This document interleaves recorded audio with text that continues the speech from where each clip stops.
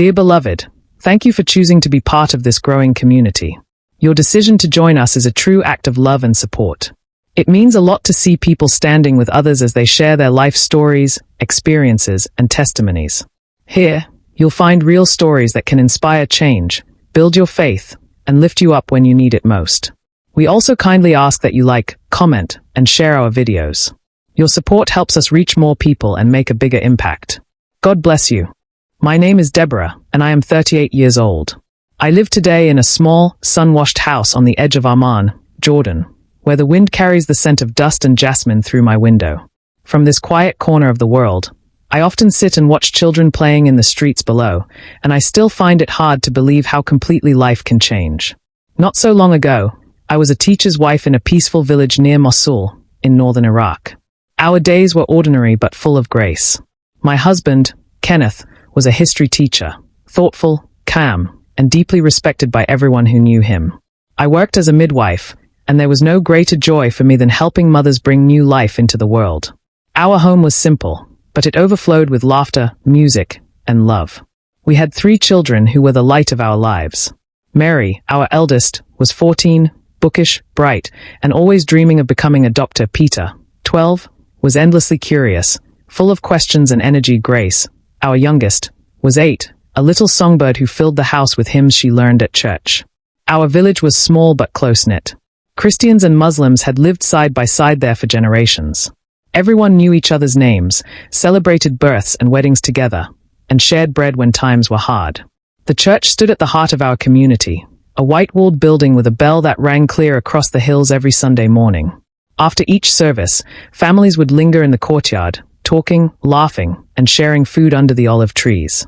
Life felt secure, almost timeless. The air was always rich with the smell of freshly baked bread and wood smoke. In the evenings, when the day's work was done, the whole village seemed to rest together in peace. Kenneth was the kind of man who loved quietly but deeply. He rarely raised his voice, yet when he spoke, people listened.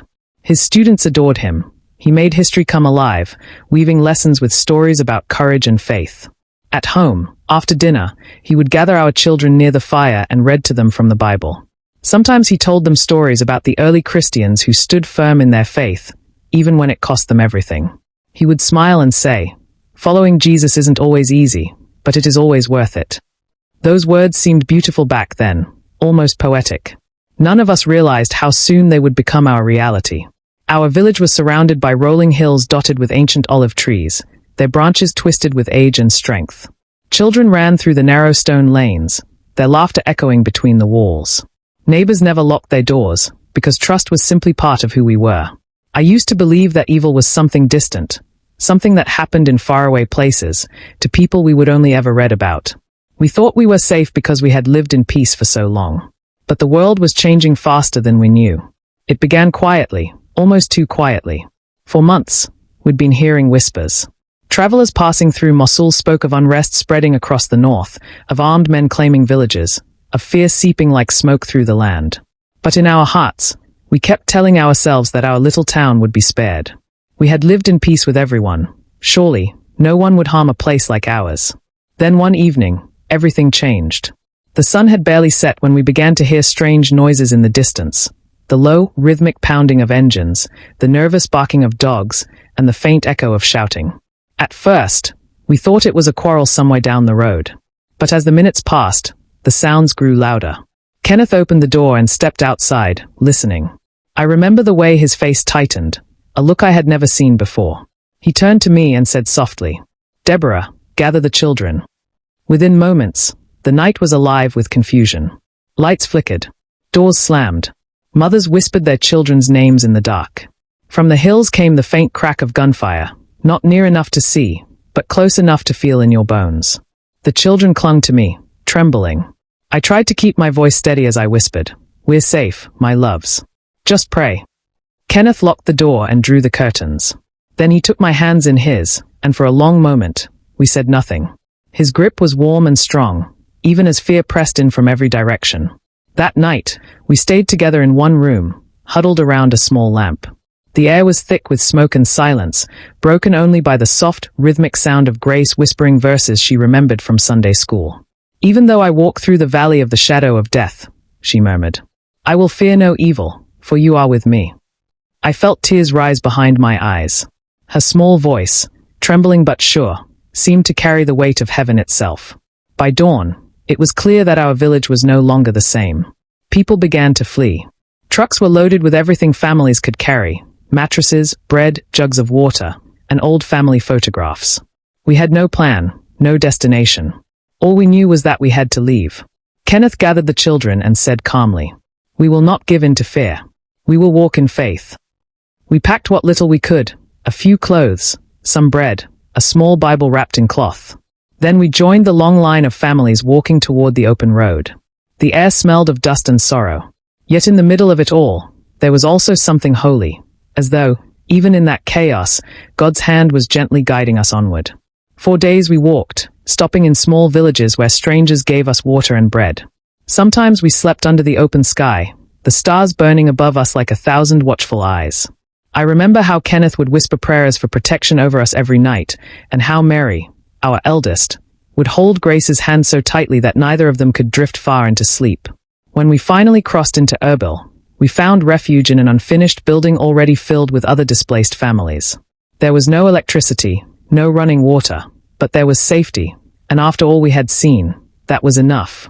Still, in that fragile peace, I could see the shadow in Kenneth's eyes. He worried for our people, for our church, for those who had stayed behind.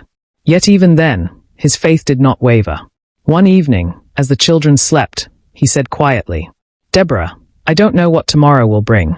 But remember this, even when the world turns against us, God never does. His light shines in every darkness, and no darkness can put it out." Those words became my anchor. Life in Erbil was a lesson in beginning again.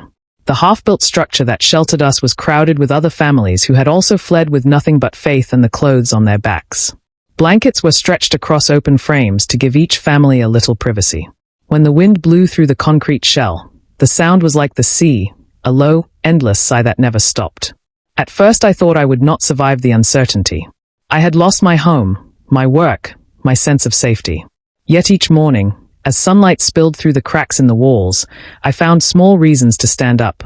The laughter of my children, the smell of tea boiling on a shared fire, the way strangers smiled even when they were hungry. Kenneth helped organize the children into small classes, using a single torn notebook and chalk scavenged from an abandoned school. "If we can still teach, we are still alive," he said. I began helping mothers deliver babies again, sometimes on rough mats, sometimes in the open air.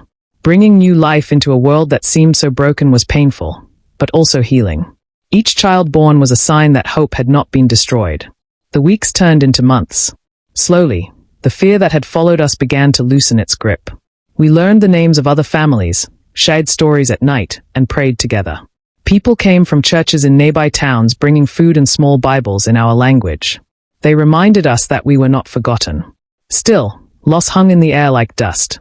Kenneth would sometimes fall silent, staring into the distance as if he could still see our village. I knew he carried questions he never voiced. Why faith led us through such trials, why peace seemed so far away. Yet when he prayed, his voice never shook. One evening, after a long day helping at the camp, he found me sitting alone. The children were asleep beside the fire. He placed a hand on my shoulder and said, "Deborah, remember the stories we used to tell them? About the disciples walking through the storm? I think we are in that boat now. But the same voice that calmed the sea still speaks. We only need to listen." That night, I realized that faith was not a shield that kept sorrow away. It was a light that let us see through it. Months later, with help from a church organization, we were relocated to Amman, Jordan. I remember stepping off the bus and breathing in the dry air scented with stone and spice. For the first time in a long while, the horizon looked open. We were given a small apartment near the edge of the city. It had white walls and a single olive tree outside the window. When the children ran their fingers across its branches, dust turned to silver light. Rebuilding a life from ashes is not simple. There were days I woke before dawn, heart pounding, as memories rushed back. But little by little, normal moments returned. School mornings, evening prayers, laughter echoing through the kitchen. Kenneth found work tutoring local students, and I volunteered at a small clinic run by nuns. In that clinic, I saw faces from many nations, each marked by their own stories of loss and survival.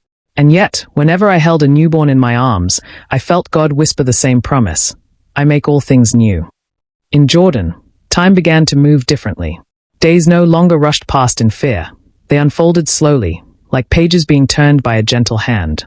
For the first time in years, the rhythm of life returned. Morning light through the curtains, the smell of bread from the neighbor's oven, the steady hum of city life. But healing was not simply a matter of safety. My body had escaped the storm. My heart had not. At night I would wake suddenly, hearing echoes of voices, feeling again the emptiness of what we had lost. One morning, after yet another sleepless night, I sat by the window watching the sunrise and whispered, Lord, I'm still here. But what now? The answer did not come as a thunderbolt. It came quietly, through people. At the clinic where I volunteered, women from Iraq, Syria, and Sudan began to share their stories with me. Their words were mirrors of my own pain. Families separated, homes destroyed, dreams suspended in air. Listening to them, I realized that the comfort I had been searching for was meant to flow through me, not just to me. One afternoon, a young mother came in, trembling and silent. She had walked for 2 days to reach us. As I washed her hands and prepared her for delivery, I began to hum the same hymn Grace used to sing back in Mosul. The woman smiled through her tears and whispered, You still believe? Yes, I said, because belief is the only thing that survived the fire. From that day on, I began gathering the women together once a week after clinic hours. We would sit in a circle with tea and bread, share stories, read scripture, and pray. Some came simply for the quiet. Some came to cry. But slowly, we began to laugh again, too. Our small gathering grew into a refuge, a place where the broken could breathe. Kenneth supported me completely. You have found your calling, he said one evening, watching the women leave with renewed faces. Faith that stays silent dies in the dark. Faith that comforts others lives forever. The children were growing fast. Mary entered a nursing program. Peter dreamed of becoming an engineer. Grace, still our songbird, joined the church choir and filled the apartment with melodies every evening. Their voices wove hope into our walls. Sometimes, when I thought of the past, I no longer felt the sharp sting of loss but a quiet gratitude that we had been carried through. I came to understand that forgiveness was not about forgetting. It was about freeing my own heart to love again. Years later, when I was asked to speak at a church service about my journey, I trembled at first. I didn't know if I could relive those memories before strangers. But as I stood at the podium and looked into the faces before me, some with tears, some with gentle smiles, I felt peace. I am not here to speak of tragedy, I said softly.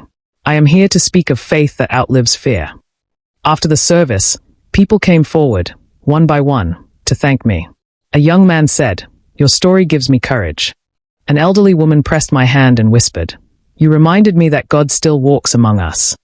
That night, as I walked home under the quiet Amman sky, I realized that the storm that had once destroyed everything had also sown seeds of something new.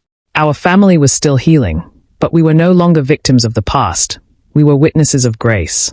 The years since our arrival in Jordan have been marked not only by survival, but by renewal. When I walk through the streets of our neighborhood now, I hear children's laughter echoing off the stone walls and smell the sweetness of bread from the corner baker. The world feels solid again, though it will never be exactly what it was before. Sometimes, when I am alone, I open the small, worn Bible that traveled with us through every trial. Its pages are wrinkled from heat and tears, but inside it are the notes Kenneth made for his old history lessons, tiny reminders that even ordinary words can outlast ruin. He still teaches, not in a classroom now but in small study groups at church, where young men come to learn language, history, and sometimes simply hope. Our children have become our greatest testimony. Mary, after years of hard study, now works at the same clinic where I volunteer. I watch her speak softly to frightened mothers, the way I once did, and I see how the circle of care continues. Peter is tall and thoughtful, more like his father every day, and Grace's songs have found their way into the hearts of the congregation. Each of them carries a piece of our journey, but none of them are bound by it. Every year on the anniversary of our flight from Mosul, we gather under the olive tree outside our home. We light a single candle and pray, not only for what we lost, but for those we left behind, and for the countless others still walking their own roads of exile. That candle burns quickly, its small flame bending in the breeze, yet it always burns long enough to remind us, light does not ask permission to shine. I often think of the people we met along the way, the strangers who offered bread, the families who shared their water, the quiet kindness of those who prayed for us without even knowing our names. These, too, were miracles. They were proof that goodness can survive anywhere, even in the shadows. There are still moments when the past visits me unexpectedly. A smell, a sound, a dream that brings back faces and voices from the days before. When that happens, I close my eyes and breathe. I remind myself that pain and grace often grow from the same soil. The important thing is which one we choose to water. In church one Sunday, as Grace sang a hymn about homecoming, I realized that home is not always a place. It is the space where love continues. Our family's home now stretches across every heart we've touched and every person who has touched us in return. When people ask me how I kept my faith through everything, I tell them this. Faith was never a feeling I managed to hold on to. It was a hand that never let go of me. I no longer ask why those years happened. Instead, I ask how I can use them to serve others. Each time I help deliver a child into the world, each time I listen to another woman's story, I feel something quiet but powerful move through me. It is not the same innocence I had in Mosul. It is something deeper, tempered by sorrow and strengthened by love. And so, the story that began with loss ends not in despair, but in light. Not a blinding, sudden blaze, but a steady flame, one that burns in every act of kindness, every prayer whispered for a stranger, every choice to forgive. That is the light that remains.